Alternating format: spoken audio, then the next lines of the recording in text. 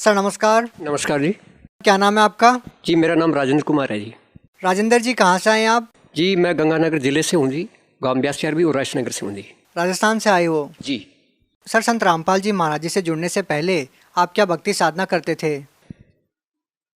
सतगुरु रामपाल साहब जी महाराज से सुनने से पहले मैं क्रिश्चियन सोसाइटी में था और उनकी बताई हुई साधना मैं करता था। सर वो क्या भक्ति साधना बताते थे? ये पंथ जो है हजरत ईसा मसीह का है जी, वो यही बताते थे भी परमात्मा एक है और परमात्मा निराकार है, वही हम। ईसाई धर्म से थे? जी। तो सर आपका संत रामपाल जी महाराज जी से कैसे जुड़ना हुआ जब आप ईसाई धर्म को मानने लग गए थे? ईसाई धर्म में जुड़ने के बाद में कुछ मेरी शंकाएँ थी। ईसाई धर्म में जाने के बाद में मेरी मुख्य समस्या यही रही कि वो परमात्मा को निराकार बताते थे, भी परमात्मा निराकार है। और इसके साथ साथ जब हम उनसे प्रश्न करते थे भी परमात्मा कौन है, तो वो ये कहा करते थे भी परमात्मा है वह प्रभु यीशु ही परमात्मा है। लेकिन मैंने जब ईसाई धर्म का शास्त्र बाइबल पढ़ा तो बाइबल के अंदर ऐसा लिखा गया है, परमेश्वर जिसको बोलते हैं ईसाई धर्म के लोग, वो ये कहते थे भी परमात्मा है वो यीशु मसीह है। लेकिन ईसा जी अपने शब्दों में कह रहे हैं कि हे परमेश्वर मैं तुम्हारा पुत्र हूँ और तुम्हारी आज्ञा से ही मैं यहाँ आया हूँ।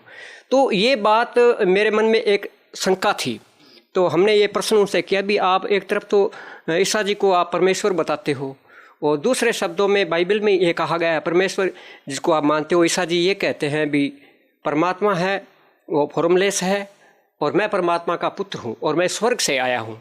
तो ये दो बातें मेरी समझ में नहीं आई।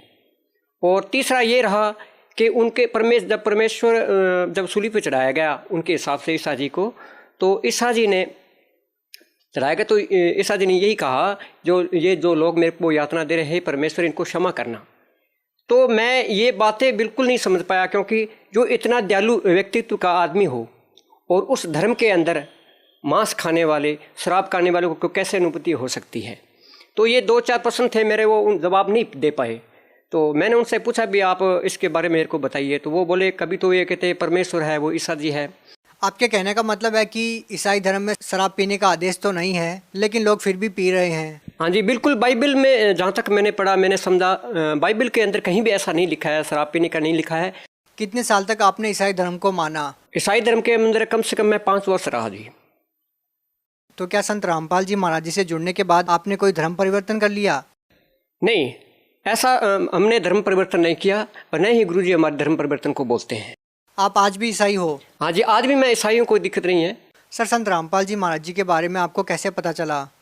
ऐसा है कि जब मैंने ईसाई धर्म के जो पास्टर थे उन लोगों से हमने प्रश्न रखे अपने, तो वो अपने प्रश्नों का जवाब नहीं दे पाए। तो मैंने जहाँ से भी कोशिश की पता लगाने की, तो फिर मैं कम्युनिस्ट हो गया, कम्युनिस्ट पार्टी में चला गया। तो वो कहते थे not is God only for सृष्टि है लेकिन उसका कर्ता नहीं है। उसके बाद में मैं भी उनके साथ में उनकी लाइन में था और मैं भी 100 प्रमाण ईश्वर न होने के दिया करता था। उसके बाद मैं पूरी तरह नास्तिक हो गया मैं। उसके बाद में मैंने भगवान को मानना छोड़ दिया। आप नास्तिक बन गए पूरी तरह? हाँ जी पूरी तरह, मेरे को ना विश्वास ही नहीं रहा भी परमात्मा है। तो उसके बाद में मैं बोरवेल का मिस्त्री हूँ मैं, ये गांव मुकलावा है, यहाँ गांव पड़ता है वहाँ। तो हम अपने भाइयों के साथ में वहाँ काम करने हम गए थे। तो वहाँ मैं देखता हूँ कि मैं कुएँ का काम कर रहा हूँ, तकरीबन 30 फीट की गहराई में हम काम कर रहे थे। तो रात के 10-11 बज गए थे, क्योंकि चिनाई का काम जो होता है, चिनाई जब करते हैं तो उसमें क्या होता है, उसको काम को कंप्लीट करना पड़ता है और बीच का हिस्सा रख जाए तो उसमें कल को दिक्कत होती है। तो मेरे को ना 2 आवाज़ सुनाई दी। उसने कहा भी हमारे सारे तुम ये कुआं खोद रहे हो और आप हमारे बारे में जानने की कोशिश करो। तो हम घबरा गए और बाहर निकल गए। तो वो मेरी मनसाएँ वो सारी धरी की धरी रह गई भी। एक तरफ जब कुछ है ही नहीं, कुछ दिख ही नहीं रहा है, तो ये वॉइस कहाँ से आई, कहाँ से आवाज़ आई है। तो इसके बाद में सबसे बड़े एक घटना मेरे साथ और घटी। जो हमारे कम्युनिस्ट पार्टी के अंदर हेमराजपुरी जी थे, तो उनके ही कुछ मित्र थे, उनकी लड़की बीमार थी, तो वो तो ईश्वर को मानते नहीं थे और मैं भी नहीं मानता था। तो समस्या हमारी ये रही, जब वो अपनी बच्ची को लेकर गए वहाँ, तो उन्होंने जब डॉक्टर ने कहा भी मतलब ये बच्ची ना आपकी बचेगी नहीं, इसके लिए आपको कोशिश ये रहे भी हम भी प्रयास करें, आप भी प्रयास करो। तो जब ये बोला तो वो मेरा वामपंथी कॉमरेड भाई वो धम से अपना सिर दीवार के साथ यूँ लगा के खड़ गया और ऊपर देखा उसने। तो उसने उसके मुंह से ये आवाज़ नहीं, हे परमात्मा। तो मैं दंग रह गया, भी ईश्वर को न मानने वाला व्यक्ति परमात्मा का नाम क्यों ले रहा है। तो मैंने तुरंत ही पूछा, भी जब तो भगवान है ही, भगवान जैसी कोई वस्तु है ही नहीं, तो आपने ये परमात्मा शब्द जो इस्तेमाल किया आपने, ये क्यों इस्तेमाल किया आपने। तो वो बोले, भाई इसका जवाब मेरे पास नहीं है, लेकिन अचानक ही स्वतः मेरे से तो हो गया, पता नहीं होता है या नहीं होता। उसके बाद में मैं शंका में था ही, और बीच में आपको मैंने बोला भी है, जब मैं काम करता था 2 आवाज़ें मेरे पास आई अंदर से, एक लेडीज आवाज़ थी और मर्दाना आवाज़ थी, दोनों। तो जब मैं शाम को सोता हूँ तो दोनों मेरे मुंह से आवाज़ निकले, मैं पूरी तरह सो रहा हूँ। मेरे साथ के वर्कर जो मेरे मजदूर थे, मेरे साथ काम कर रहे थे, तो वो बताते थे, तो भी आप ना रात को ना अजीबोगरीब हरकत करते हो, और आप मतलब खुशबूदार हलवा खाते हो आप। मैं नींद में सो रहा हूँ और आवाज़ आती है जैसे कोई टिफिन खोल रहा है, अंदर से हलवे की खुशबू आ रही है, वो मेरे को बताते। तो सुबह वो मेरे साथ मजाक करते, भी रात तो आप हलवा खा रहे थे। तो मेरी उनकी बातें समझ में नहीं आई, तो मैंने कहा भी कई वो बोले, आप हमारे लखा सिंह जी है, मेरे गुरु है काम के, जो मैं काम करता हूँ। तो वो बोले, भैया आपको ना कम से कम मतलब कि मानसिक डॉक्टर से आपको चेक करवा लेना चाहिए आपको। तो मेरे को भी शंका हुई, भी रात को ये सब क्रियाकलाप करता हूँ, दिन को मेरे को पता नहीं चलता। तो ये हरकतें मेरे साथ होती रही। उसके बाद में फिर हम गोवा कंप्लीट करके हम गाँव आ गए। उसके बाद में दो चीज़ें थी, वो एक लेडीज़ थी, एक लड़की थी, एक लड़का था। आपके अंदर भूत प्रेत आते थे क्या? हाँ, उसी समय ऐसी स्थिति हुई तो मैं घर पे आ गया। ये घटना मुकलावा गांव की है, हमारे से यहाँ से रायसनगर से ज़्यादा दूर नहीं है। तो क्या हुआ जी, वहाँ जब ये हरकत मेरे साथ होती थी, तो एक दिन क्या, जब मैं घर पे आया तो वो चीज़ें प्रकट हो गई मेरे सामने। तो वो बोले, भी हम मतलब कि मुकलावा गांव से हैं और मैं सर्प योनि में हैं, एक जन्म में हमें यहाँ ख़त्म कर दिया गया जब हम अपने मतलब कि मुकलावा अपना कंप्लीट करके हम जा रहे थे, और वो मतलब प्रेत आत्मा में प्रवेश करके वो मेरे पास ही रहते थे। तो उनकी दी हुई मैं साधना करने लग गया फिर से, मतलब मैं आस्था की तरफ बढ़ा मैं। मतलब आप भूत प्रेत की साधना कर रहे थे, देव देवताओं की नहीं कर रहे थे? मुझे नहीं लगता भी वो भूत प्रेत थे, मेरे लिए तो वो देव थे, क्योंकि उनको मानता था। मुझे ये नहीं पता था ये साधना करनी चाहिए कि नहीं करनी चाहिए। ऐसा करते करते कम से कम 4-5 साल वो मैं साधना करता रहा जी। तो एक दिन उनका मुख्य उत्सव होता था हमारे, एक तो नागपंचमी हुआ करती थी और एक अमावस्या का दिन, जो हमने खुद ने डिसाइड कर लिया था, क्योंकि अमावस्या के दिन हम कुएं का काम नहीं करते थे। तो उन्होंने उनके नियम थे। तो नियम ये थे कि मतलब एक तो वो शराब को मना करते थे, बीड़ी शराब को। मैं शराब का बहुत बड़ा आदी था, तो जब मैं पी लेता था तो मेरे को बड़ी परेशानी होती, वो मेरे को बहुत ज़्यादा परेशान करते थे। एक बार क्या, 3-4 साल के बाद में काफ़ी लोग मेरे पास आने लगे।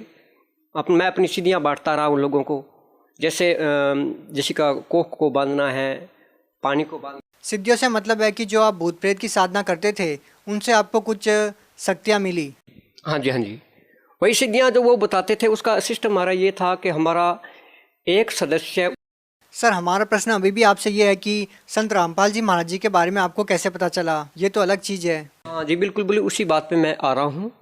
उसके बाद में जो हमने साधना की, तो उन्हीं लोगों ने, जिनका नाम दीपांकरी और कालेंदर था, जो मेरे पास प्रेत थे, तो उन्होंने बताया भी ये आज के बाद हमारी ये साधना नहीं करना आप। फिर मैंने उनको बोला भी फिर हमें क्या करना चाहिए, तो वो बोले भगवान जो है वो हरियाणा में आए हुए हैं। उसके बाद में फिर हम अपने मित्र लखा सिंह के साथ में, जो हमारे साथ काम करते थे, उसके बाद में हम बरवाला के लिए चल दिए जी। नहीं सर, संत रामपाल जी महाराज जी के बारे में जिक्र कहाँ से आया? क्या संत रामपाल जी महाराज जी के बारे में आपको भूत प्रेतों ने बताया? हाँ जी, हाँ जी, बिल्कुल। संत रामपाल जी के संबंध में उन्होंने बताया, आखिरी हमारी नागपंचमी रही होगी वो, तो उन्होंने कहा भी आज के बाद हमारी ये साधना नहीं करना, आपको ईश्वर की साधना करनी चाहिए। तो हमने कहा भी ईश्वर कौन है? तो वो बोले ईश्वर इस धरती पर आए हुए हैं और बरवाड़ा आश्रम के अंदर इशार आए हुए हैं, तो उसकी शरण में जाइए आप, और हमारी शरण में आज के बाद हमारी उपासना आपको नहीं करनी चाहिए। सर, ये बहुत ही अद्भुत बात आपने बताई है कि संत रामपाल जी महाराज जी के बारे में आपको भूतों ने बताया कि संत रामपाल जी महाराज जी पूर्ण परमात्मा आए हुए हैं यहाँ पर। ये बात हमने पहली बार सुनी है कि भूतों ने बताया कि संत रामपाल जी महाराज जी परमात्मा आए हुए हैं। सर, हम आपसे ये जानना चाहते हैं कि संत रामपाल जी महाराज जी के पास जब आप जाते हो, जिसके बारे में आपको भूत प्रेतों ने बताया था कि वो परमात्मा हैं, क्या आपकी वो सारी शंकाएं दूर हो गई जो भगवान के प्रति आपके मन में थी? हाँ, बिल्कुल 100% हमारी जो भी शंकाएँ थी ईश्वर के प्रति, वो पूरी तरह दूर हुई, और मैं आस्था के लगाव में रहा और मैंने परमात्मा को पा लिया। परमात्मा से आपका क्या तात्पर्य है? परम आत्मा तमाम संपूर्ण, जैसे कि हमारे शास्त्रों में दिया गया है। बस संत रामपाल जी महाराज जी जो साधना आपको बताते हैं उसमें आपने कहा कि आपने परमात्मा को पा लिया, तो ऐसा संत रामपाल जी महाराज जी कौन सी साधना देते हैं जिससे आपने परमात्मा को पा लिया?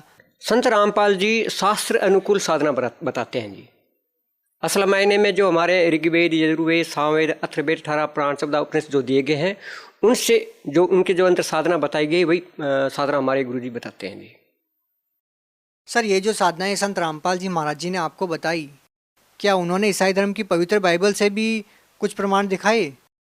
संत रामपाल जी की बताई हुई साधना जो है हमारे, चाहे वो बाइबल हो, चाहे कुरान हो, गुरु ग्रंथ साहिब हो, जितने भी धर्म है, सारे धर्मों का जो निचोड़ है वो उन चीज़ों में मिलता है जी।